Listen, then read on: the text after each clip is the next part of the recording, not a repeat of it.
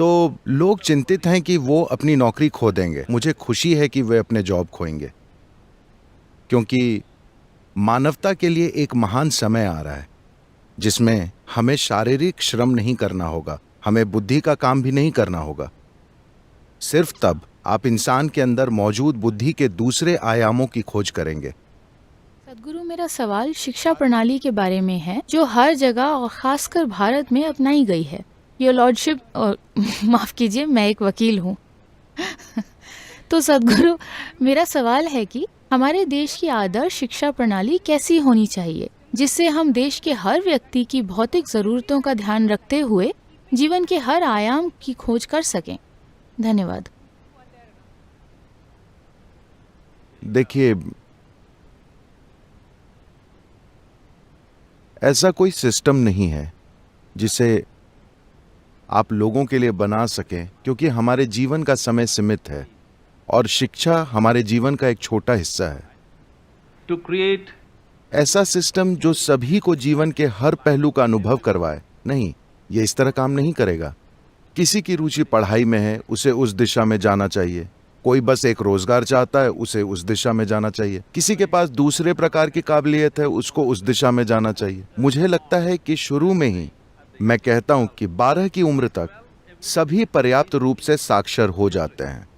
वे इस देश में कम से कम 1 या 2 भाषाएं पढ़ सकते हैं। आप अंग्रेजी भाषा और आप स्थानीय भाषा पढ़ सकते हैं, जो भी आपकी मातृभाषा है। इन 2 भाषाओं को आप पढ़ सकते हैं और कागज पर लिखी बात को आप समझ सकते हैं। हमें बच्चे को 12 वर्ष तक इस स्तर तक लाना चाहिए। हमें उनको बहुत सारी चीजों से भरना नहीं चाहिए, बस भाषा और समझ। मैं जो पढ़ता हूं वो समझता हूं, इतना काफी है। अगर आप 12 साल की उम्र तक उन्हें इतना काबिल बना दें तो आप मूल्यांकन कर सकते हैं कि कौशल के आधार पर कौन जा सकता है। उसी चीज में थोड़े ऊंचे स्तर पर किसे जाना चाहिए, किसे पढ़ाई की दिशा में आगे जाना चाहिए, ये करना जरूरी है। अगर ऐसा नहीं होगा तो सभी शिक्षा की मशीन में जबरदस्ती धकेले जाएंगे। लोग आत्महत्याएं कर रहे हैं, 1 या 2 नहीं। in 20 2016 में 18 बरस से कम के 17,600 युवाओं ने आत्महत्या की, जिसमें लगभग 7,000 बच्चे 15 बरस से कम उम्र के हैं। अगर 12, 13, 14 साल के लड़के और लड़कियां खुद को मार रहे हैं, तो क्या हम अपने समाज में कुछ बुनियादी गलती नहीं कर रहे हैं?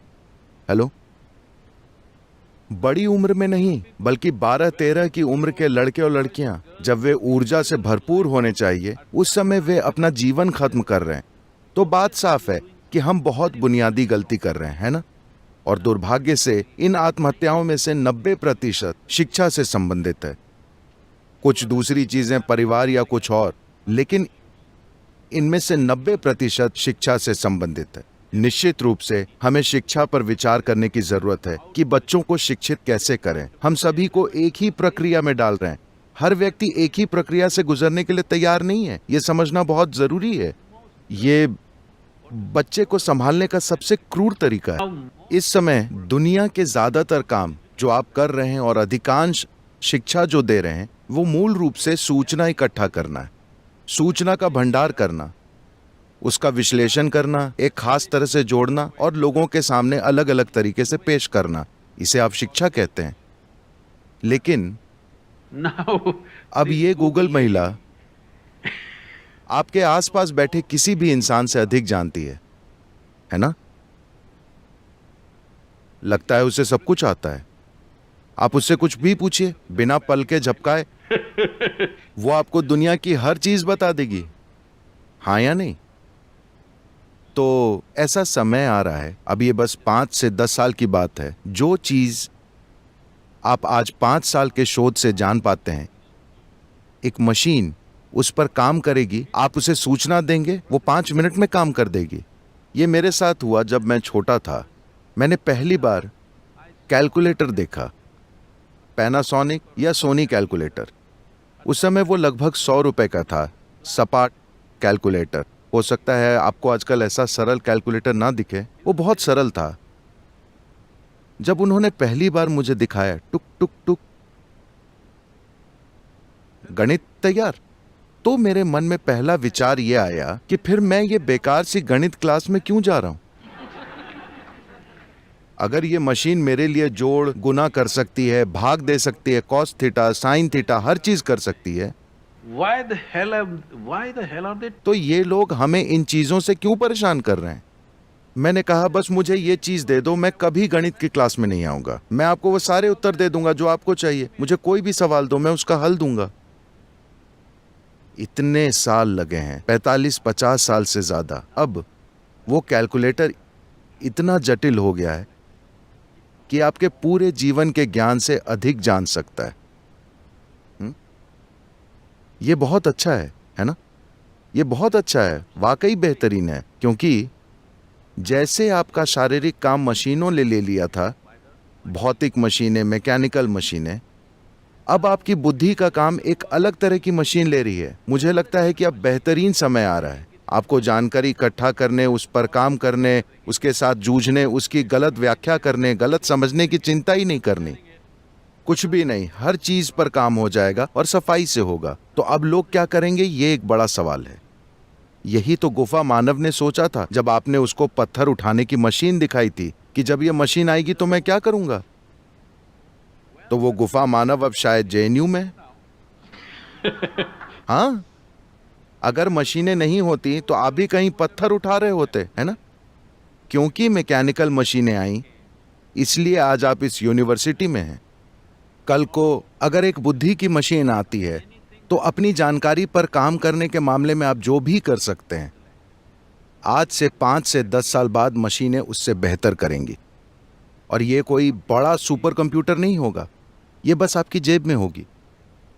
ये उतनी छोटी मशीन होगी, एक छोटी सी मशीन इन सभी दिमागों द्वारा किए जाने वाले काम से ज्यादा काम करेगी। हम तार्किक बुद्धि द्वारा चीजों को जोड़ने के कामों की बात कर रहे हैं। सूचना, चीजों को जोड़ना और उन्हें प्रस्तुत करना, ये काम मशीन आपसे बेहतर करेगी। ये आपको मेल और संभावनाएं बताएगी। सारा शोध 3 दिन में हो जाएगा। आप सूचना डालेंगे, बूम, ये आपको अंतिम निर्णय बता देगी।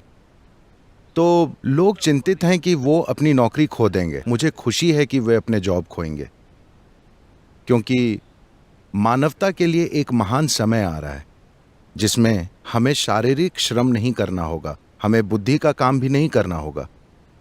सिर्फ तब आप इंसान के अंदर मौजूद बुद्धि के दूसरे आयामों की खोज करेंगे।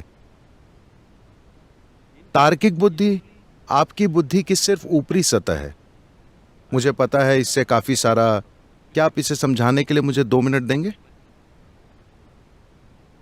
क्योंकि आप जिसे इंटेलेक्ट कहते हैं उसे बुद्धि कहते हैं योग संस्कृति में।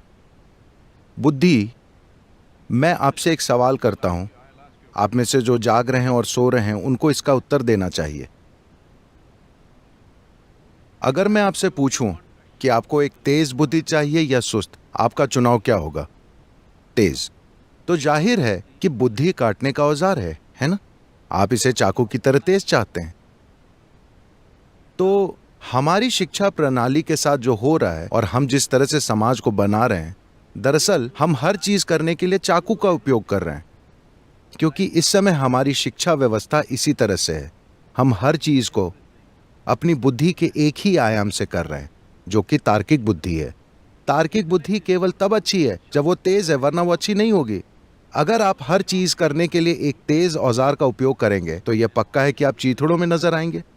इसी कारण 30, 40, 50, 60 बरस की उम्र में भी लोगों को नहीं पता कि वे अपने विचारों और भावनाओं को किस तरह संभालें।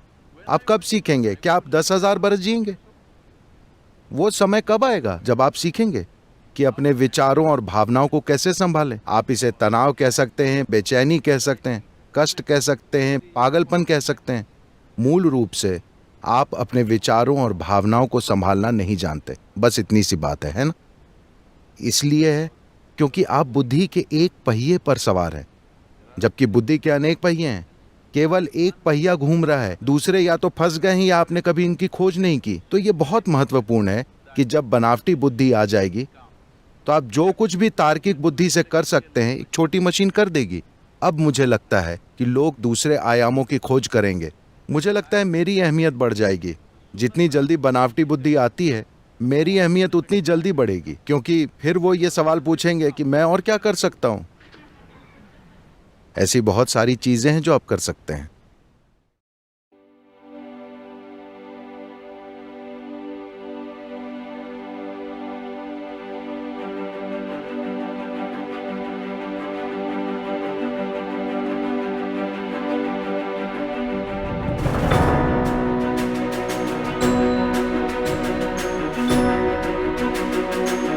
What is research, especially in social science? Finding out things that your grandmother already knew.